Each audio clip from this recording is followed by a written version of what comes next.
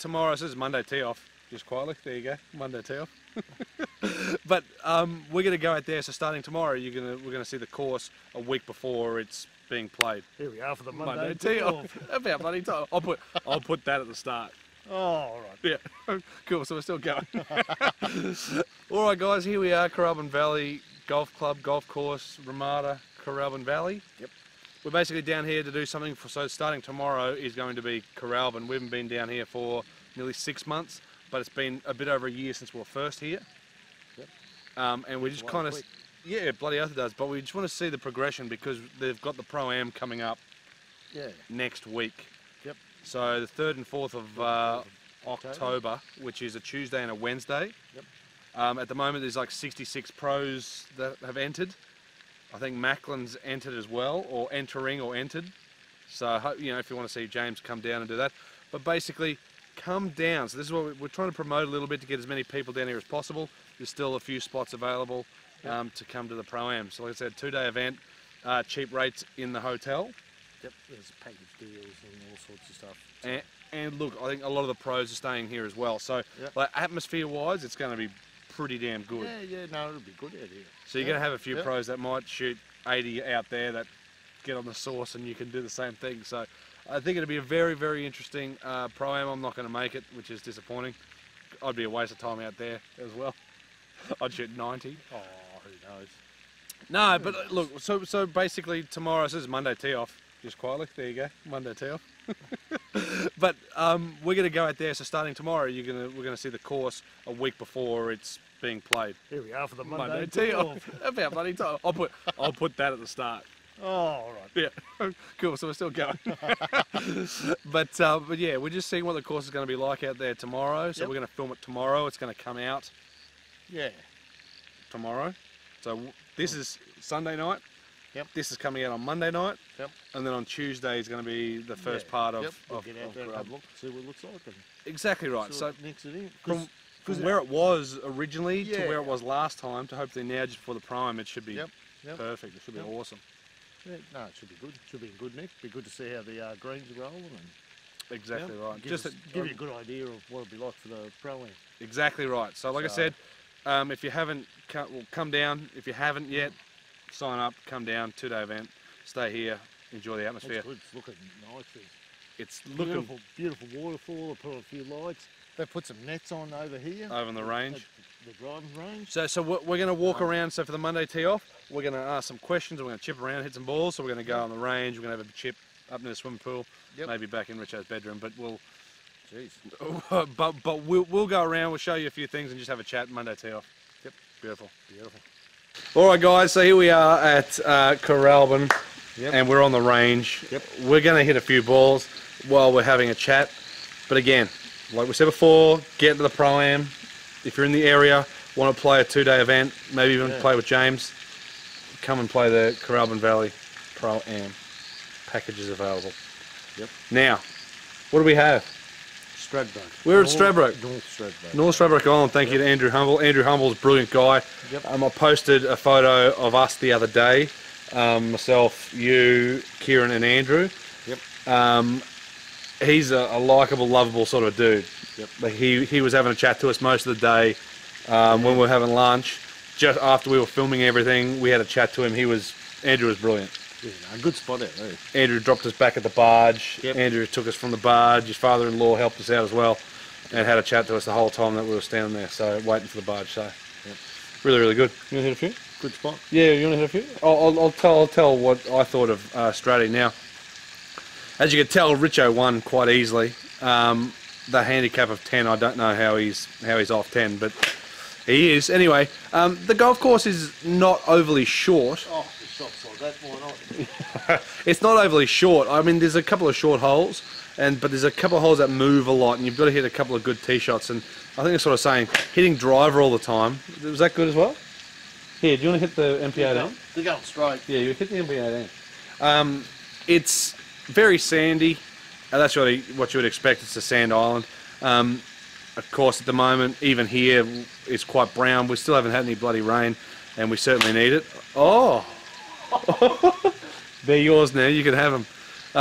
But look, I tell you what, they go right. It's like Was any good? If a decent guy hitting them. What was that? 8 iron. That was 8 iron. All right, sorry, it threw me out a little bit because I'm only hitting a 54 and then suddenly I realised you've powered one. Yeah. I've got a power bat. Oh, so not as good as I thought. There's a couple of really good holes there. I thought the first hole was really good and really different. First one over the corner, and then when you played 10 in front of the clubhouse there was. I like that idea. Well, it threw me out a bit. Well, you couldn't put a tee in the mat, let alone. What? You're like, what do I do here? Like I put in the metal bit. Oh, yeah, anyway, you've got no idea. I never really sort of teed off like that. That's true. Nor did I. No. But first one, the dog leg left, hitting towards OB, and then the 10th hole, you're hitting straight down the out of bounds line. That's a really good. And then the second's the same. Second, the 11th. Yeah. Two totally different tee blocks. Yep. Oh, look, I think that's for a 9-hole course, that's what you need. Yes. Two completely different looks at the hole. You jump over to where I'm. I'll hit a couple of balls. So when you look at the holes, they're same length, but they're just two completely different looks. You have that one hole there where you play two completely different shots, where you can play a draw the first time, and then you're looking at a cut the second time. That's the first time I hit it, Richard. Yeah, not as good as I did. But no, this is literally the first time I've hit these things. So yeah. It's But the holes, yeah. So yeah, like it's look. You need 7, a different look. You can't just place 7 and them. 16 are the same. Yeah, you can't just place the holes just 5 metres ahead of the other one. Correct. Because otherwise, after a while, the whole 9 just becomes boring because it's very much ho-hum. But I like the idea of that. The second time I came round those holes, when I looked at it, went, oh, I was going to play a certain type of shot here. Yeah, you have it in your mind that you're going to tee off from a similar spot. Because I thought that, I'm going to play a certain shape shot here, and then I went, hang on, now I need to readjust. And look, I think that's good. You get used to it as you played it more, but it's Oh, a little cut too, but crazy. A big slice to me, but that's great. But you need that, don't you? What's that? You need to have a slice in your bag. No. I thought we were still talking about the club. It's really good how that they've got a handful of tee blocks that are total opposite to each other. Yep, because you need it. You go and play a lot of 9-hole courses, and that's what it is. We'll just make it shorter. Yeah, shorter or longer, 20 minutes. And the problem is, I do understand some of those courses don't have the area to go wide. Yeah. So that's what makes it difficult for some of those 9-hole courses, right? But certainly different tee blocks, rather than just making it shorter, where you get a different look. Where you look at it and go, the first time I played, a fade was the way to go. The second time I played it, if I hit a fade, I'm going to be in big trouble. Exactly. So I need now to either hit it straight or a draw. Yeah. So I don't mind if you don't have to actually fade it or draw it. No. You should have a bailout of the straight shot, because obviously everyone wants to hit the ball. If you can hit a straight shot, you should be doing okay. Yeah. Basically, that's you shouldn't get punished for straight shot. No. So, but really good holes. Yeah. It's very sandy, but that's what you expect. Yep. There could be more grass on it. We need rain. Yep. And of course, with sand, bloody it rains 3 days later. Yep. That water's gone. Look, some different shot options there. Yeah. You know, some woods off the sand in the rough. Yeah, keeping it down a little bit more. Some paddles off the fairways, because that same thing, you're probably going to get... It's quite tight and sandy, so if you start mishitting it a little bit, you're going to catch them heavy and dunch them a lot. That's what I felt. I felt the same thing with some irons in the rough part, was that I thought, if I just sort of catch that a bit, or get a little bit under the ball, that, you're going to sort of duff a shot. So, a lot of those, you just need to get the ball rolling towards. Get it moving forward. Yeah. And it's fun. Like, that's the biggest thing. They're never going to hold a big event there. They're going to have the hold and scramble. Andrew's trying to get all that going, which I think is a great idea. But they're never going to hold an Australian PGA Championship or anything like that, because... Well, yeah, they should do. But they won't do that because, of course, of condition. But again, for a holiday destination... Yeah. And look, that's it, right. Exactly. But, look, a great spot. Go there for a weekend. You can catch a barge over. It's not very dear. Different times of the year, you can get some reasonable accommodation. Yeah. So if you look at the hold and scramble, they'll probably play it more in the middle of the year. They'll play outside of school holidays, you would imagine. And if they wanted to be to 15,000 is pretty solid. They probably need to, because it'd be very hard to sell packages for a night's accommodation. Because And that's what Andrew's doing. He's actually getting accommodation. He's trying to make a package and everything with the Holden Scramble. Yep. It's a great idea. Yeah, go over there, play the Holden Scramble on the Saturday. Yep. Stay the night, come back out on the course on the Sunday, and just have some Just fun. have a hit, then go home. Yep. It's a good weekend. Yeah. Well, I think it's 2 balls left. Do you want to hit? Do you want to synchronise hitting? Yeah. Synchronise. We'll synchronise hit. How are we going to do that? 1, 2, 3. Maybe we should do that more often. Beautiful. It threw me out when I hit yours because I hit yours and went, shit, that went. But and that's so different, isn't it? I went, oh, that's because it's not a wedge. So, g'day everyone. Here we are having a paddle around. Little paddle boat down here at Kooralbyn. Got a question we're going to answer from Cody. Jerry Manley, actually. Jerry Manley. So we've got another one from Cody. His question was, if we were playing in an event, what player would we pick each from the PGA Tour to play with us? So I'm going to paddle back to shore and get out and ask Al who he would pick and who I'd pick. Beautiful. Oh, mate, you might have to go that side. I fucking look terrible. So here we are, paddle back to shore. I'm surprised you didn't bloody fall in. Safely, not wet, so I did all right. Exactly. Now, So Jerry, yeah, the question was, who would you play in a foursomes with? So who would I have as my partner? Who would Richo have as his partner? Yep. Out of anybody. I take that as a current playing member. So, yeah, well, like you said, so we Bobby just had Jones doesn't count. We Yeah. had a bit of a talk about, whether they're still with us or not. I'd pick Adam Scott.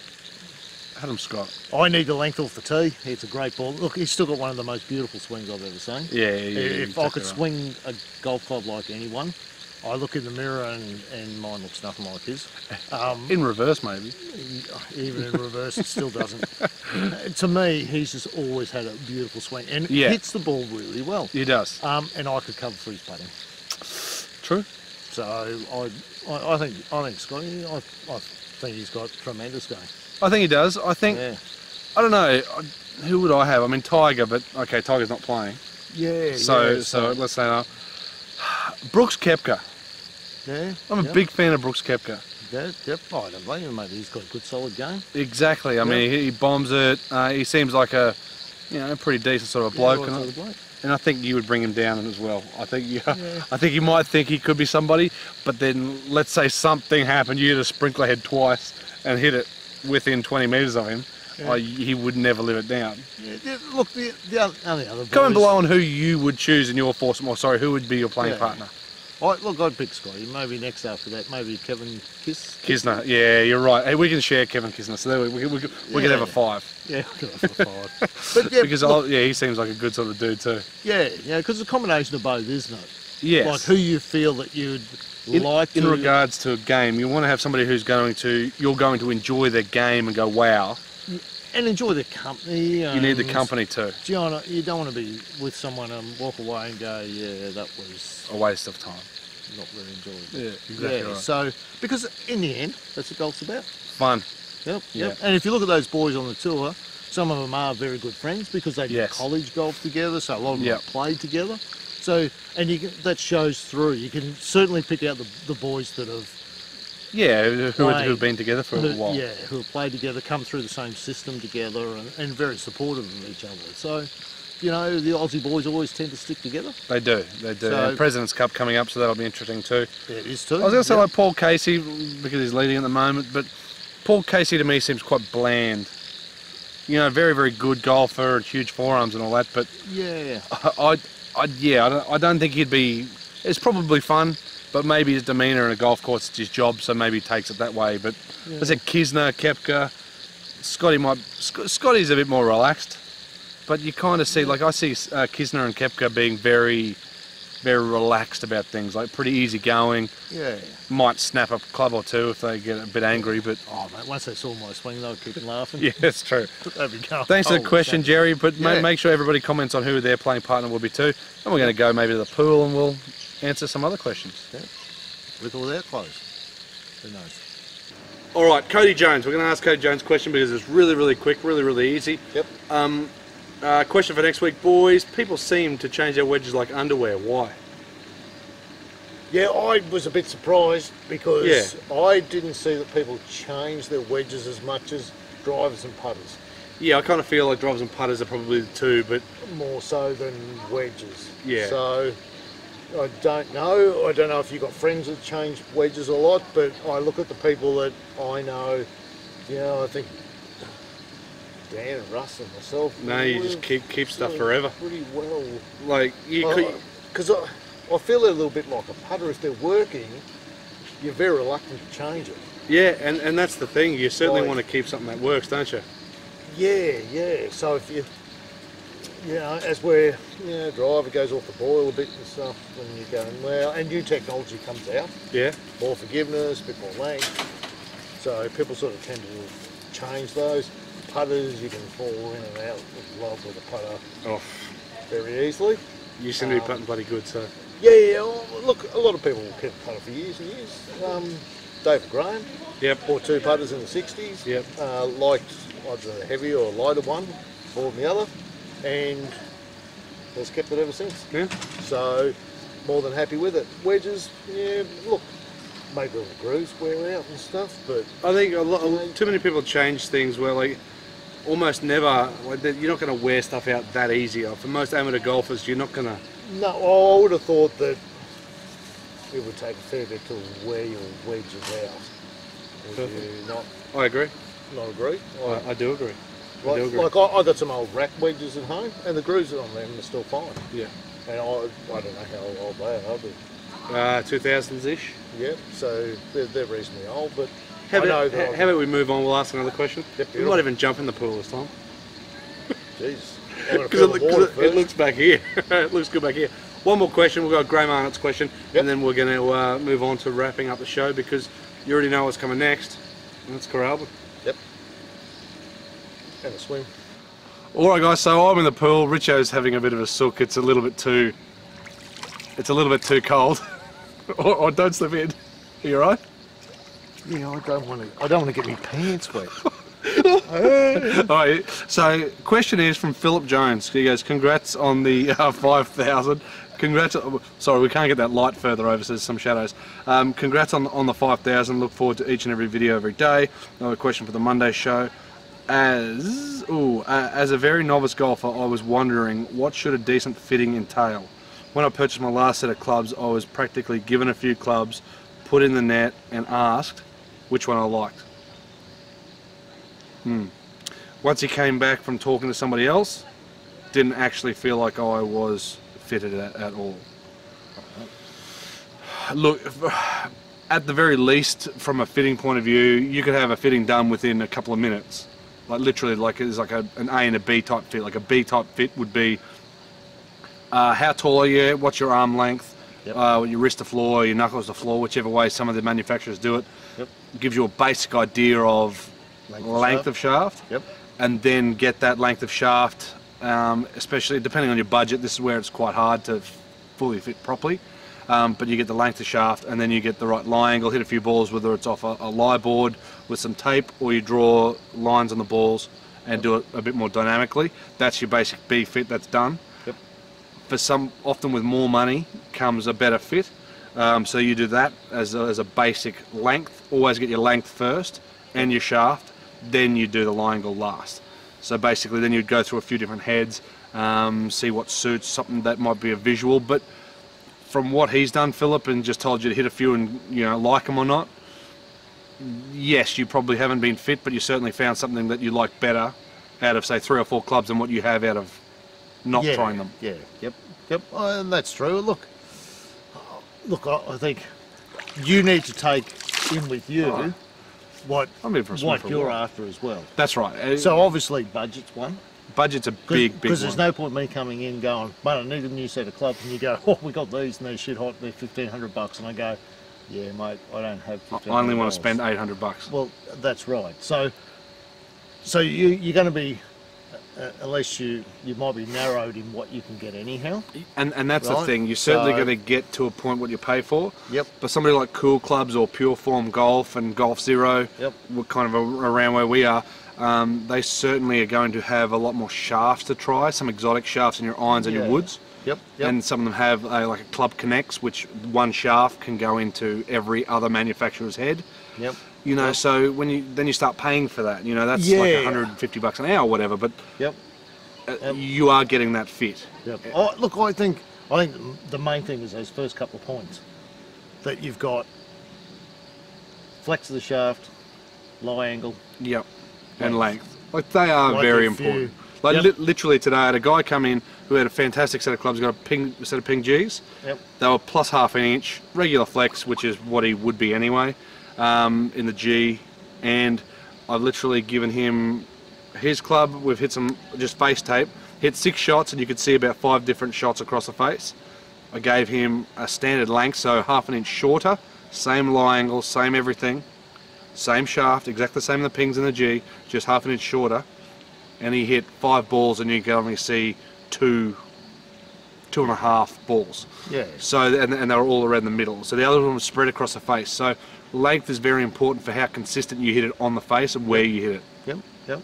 Yeah, I agree. I think sometimes, you know, it's a bit like anything, isn't it? You probably have to have a bit of a hunt around until you come across someone that you feel sort of reasonably comfortable with, and you feel they've got some good knowledge. And like you said, you know, some of the big clubs you may have to pay for that fitting, but definitely worth the effort.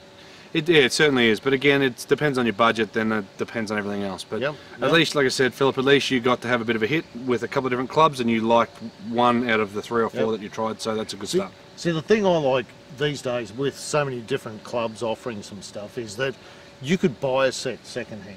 Yeah. If you have an idea of a basic idea of the flex mainly that you need. Yep. Because then you could take them down, get someone to have a look at them to make sure they're not too upright, they're not too flat. And a lot of the clubs these days can get bent. Yeah, correct. It gives you a basic idea.